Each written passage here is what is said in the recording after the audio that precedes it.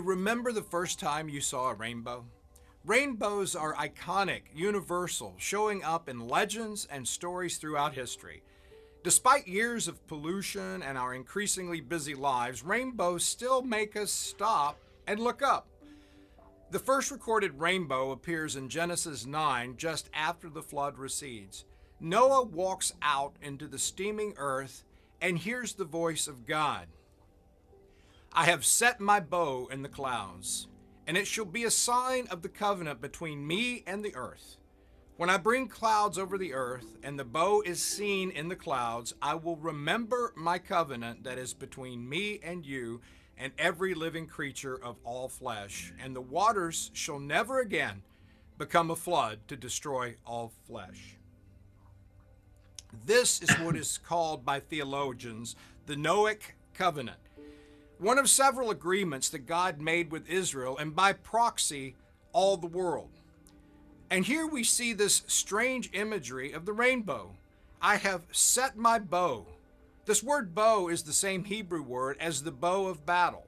To the original readers, the bow would have been a common sight in battle. It meant war and death.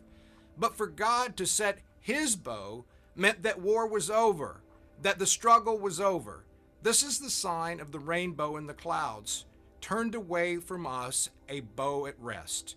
That rest is what we remember when we see it, and it reminds us of all of life.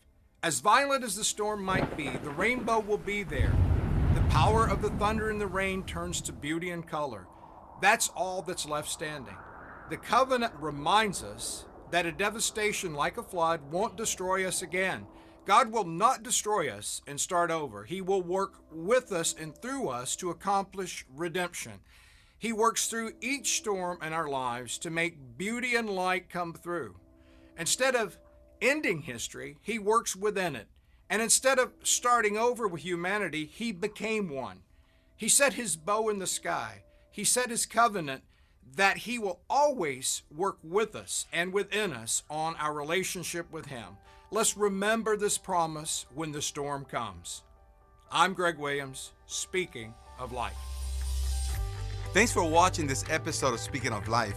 We hope you enjoyed it. We'd love to connect with you. Here are a couple of ways. Subscribe to our newsletter, GCI Update, and like us on Facebook. And if you'd like more resources from GCI, check out our website. Thanks again for watching. See you next week.